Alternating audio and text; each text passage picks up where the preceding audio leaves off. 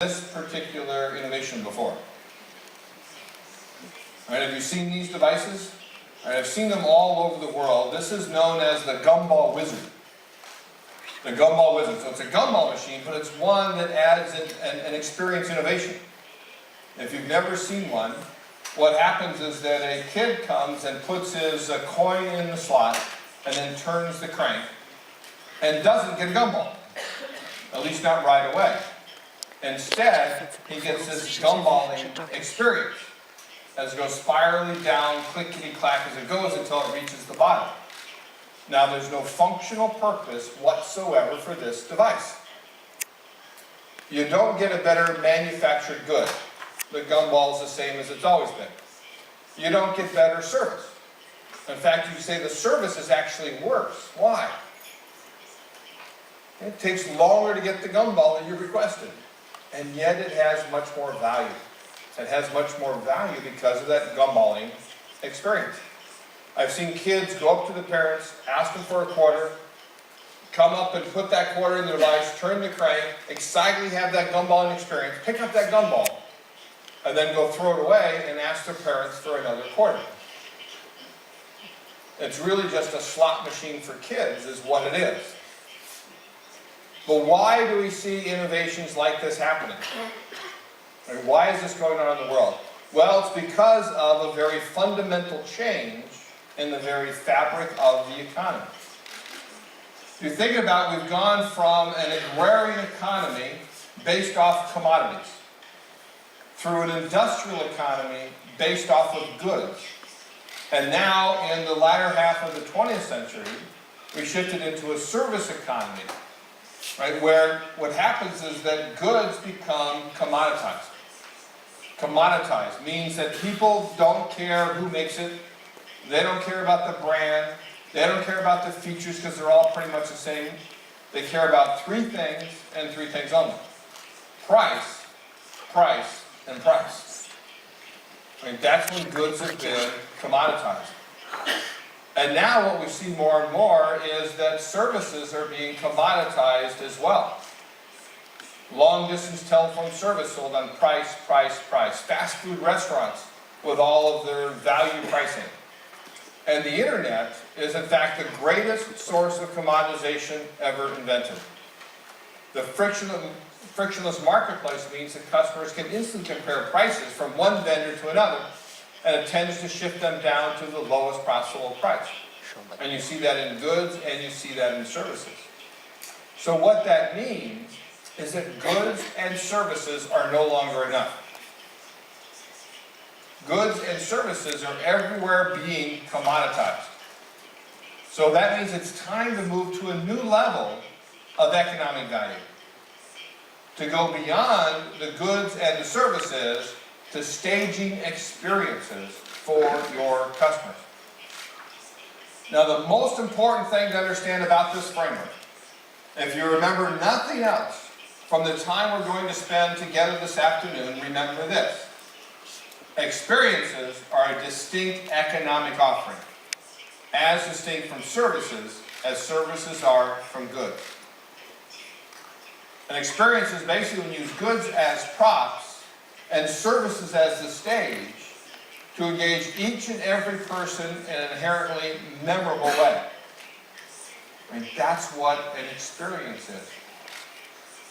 Memorable events that engage each person in an inherently personal way. And what we're seeing now is that we've shifted into an economy based off of experiences, where experiences are what consumers are looking for today. Experiences is what they want.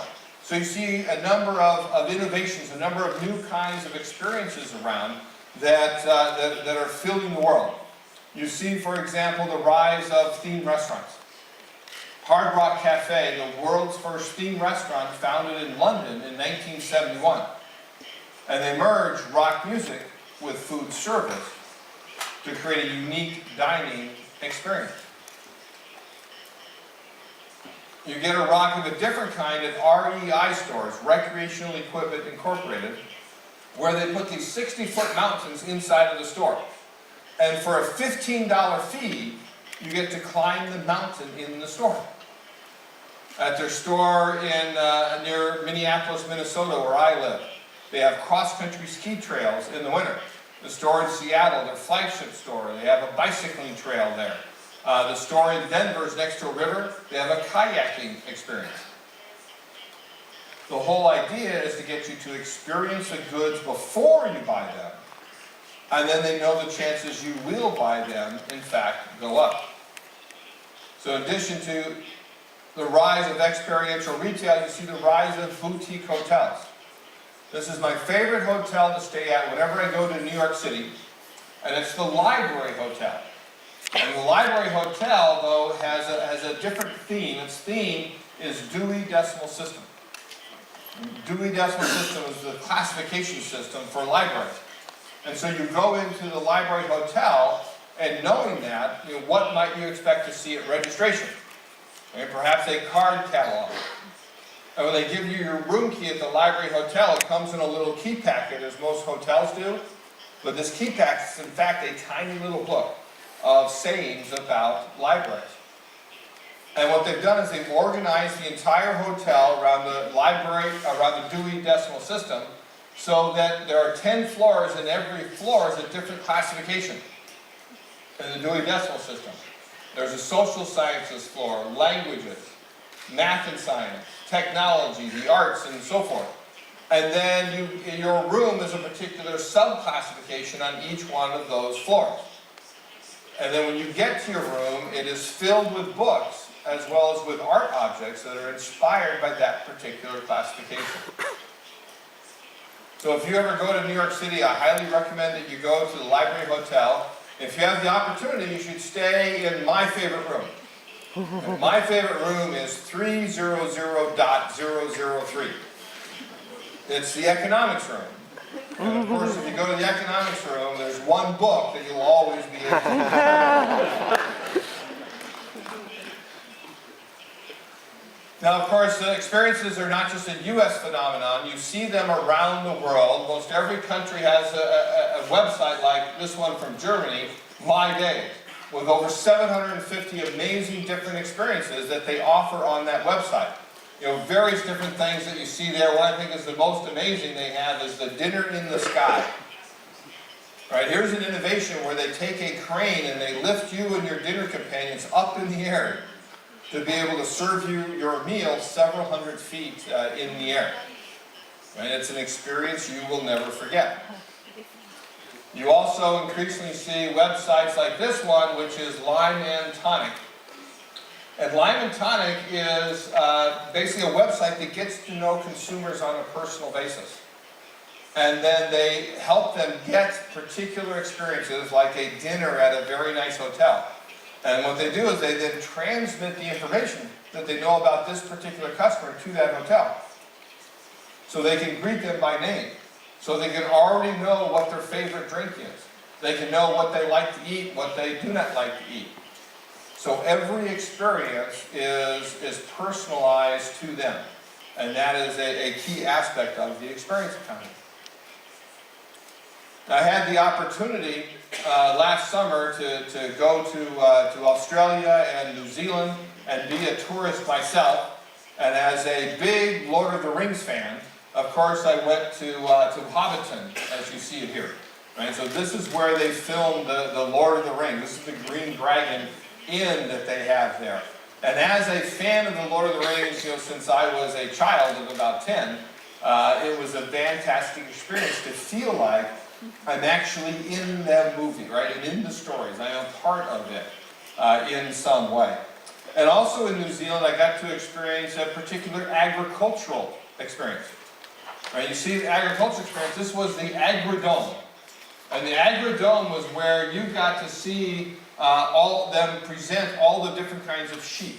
You got to see them shear the sheep on there, herd the sheep. They actually they didn't, because of the stage that they were on, they didn't herd the sheep. They actually got out little ducks. And they had 3 little ducks and had these sheepdogs herd the ducks around for you, which was, again, a unique experience. But I know this is true in the U.S. that a lot of farms only make money today because of experiences that they provide, right, of being on that farm. as opposed to through the agricultural products that they have. You know, it's not that agriculture will ever go away, it's not that factories will ever go away, it's not that offices will ever go away, but they'll employ fewer and fewer people, and more employment comes from experiences. Right? Experiences, again, with innovations like this New Zealand experience. I don't know if you've ever heard of zorbing. Zorbing is where, as a tourist, you come in, you pay your fee, and they put you inside one of these balls, and then they roll the ball down the hill. Right? That's what zorbing is. And now, obviously, all of these are consumer examples. But we also see this in industrial companies, in companies that are selling to other businesses. And I know there are at least a few of those here today. So even when you sell to other businesses, you should be thinking about the experience that you create. So for example, this company is a TST in Fort Collins, Colorado. And you can see that what they want to do is they want to create a new engineering experience. So they redesigned their process of working with customers as an experience. When you walk into their offices that look like this, you are welcome to the Engineerium. The Engineerium, a place for engineering. And then when you welcome there, you're met by your experienced concierge, who has talked to your assistant in advance and also knows your favorite drink and what you want for lunch and so forth. And they design it around these three elements that are its particular theme. And it's the water, stones, plant, and earth that as landscape engineers they design into every project of theirs. And so they have different places for different types of conversation. Every part of the process goes to a different place that they have. You see those same elements around this conference room, for example, but they replace those elements with pictures of your particular project as the engineering process goes on. They have different conversations in this than you would have in any other place.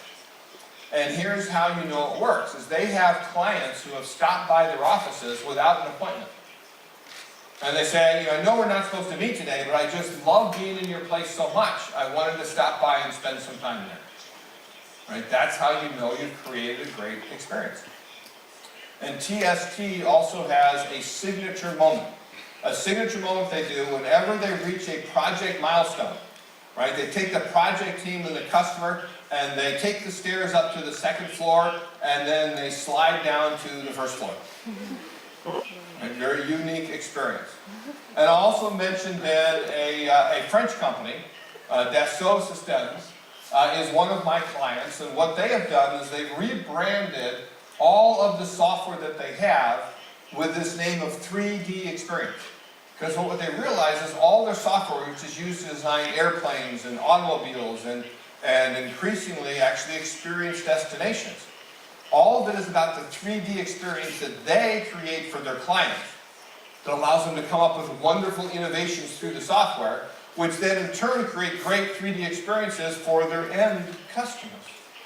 So it's all about creating a platform for experiences, and Dassault is increasingly doing that in all of its work. So this is what's going on in the world.